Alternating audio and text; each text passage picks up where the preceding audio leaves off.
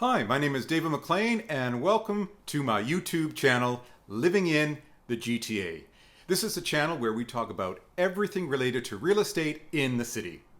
Now, if you're new to my channel, don't forget to subscribe so you won't miss any of my upcoming content. And please click the like button below if you find the content helpful. Now, on today's short video, I'm going to give you my 5 top predictions for the Toronto real estate market in 2021. So you'll want to stay tuned.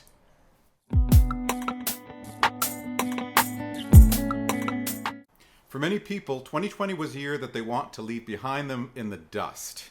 And many now have big hopes for the year ahead. And with the COVID-19 vaccines being rolled out, there appears to be a welcome light at the end of this tunnel. And if you think about it, it's not really surprising that human emotions can actually impact market trends. There is a positive outlook growing and a collective belief that we're going to emerge from these dark times and that life will go on. So, what do I see ahead for real estate in my crystal ball for 2021? Number 1. Prices will go up in the freehold market by approximately 7 to 10% in 2021. I think we're going to see even more competition in the freehold market if that's possible. And the problem, of course, is that the freehold inventory is already very low. And I think many people know they're not building many new houses in the downtown and central core areas of Toronto. Nothing really has changed in that department. Now, January is traditionally a slower month for real estate, but sales activity has been incredibly steady at the beginning of the year already and showing no signs of slowing down.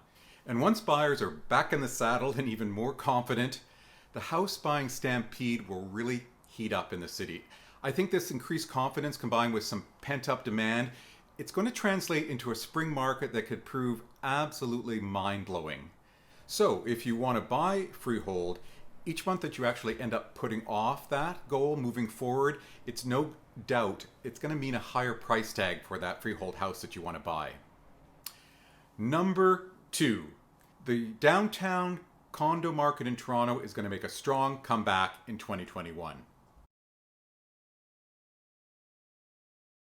We're already seeing an increase in condo buying activity, with sales increasing an amazing 90% year over year on the MLS through the first 2 weeks of January.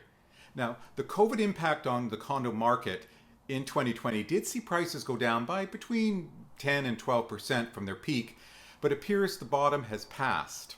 The average price of a Toronto condo now is approximately $629,000, which is up from the low of a bit north of $578,000 back in March of 2020.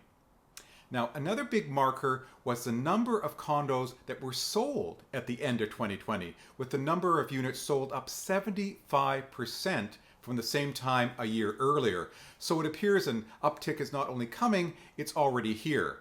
Now, whether this rebound continues will be something that will be answered by sort of the end of the first quarter and the beginning of the second quarter of 2021.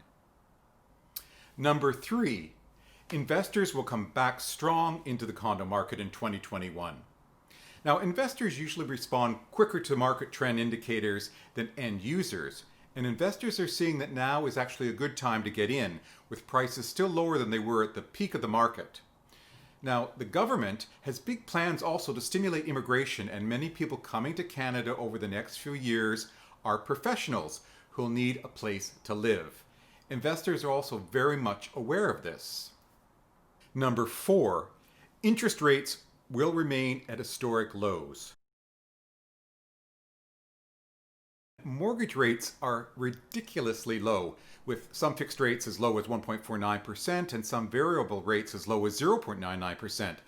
Rates are going to continue at these crazy lows, and part of the COVID recovery will be that big banks will want to stimulate new business, and a key component of this will be keeping the cost of borrowing money low.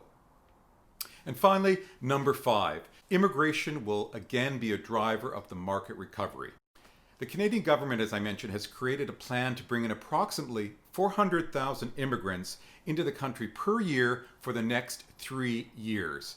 Now, many of these people will be skilled professionals, and many will want to purchase real estate. Foreign students will also come back in the city once the floodgates open, and this will increase the need for rental units. And while the market has been sort of rough for rentals, we'll probably see a stabilization of the rental market. So there you have it, a quick overview of some of my 5 top predictions for the real estate market here in the city for 2021.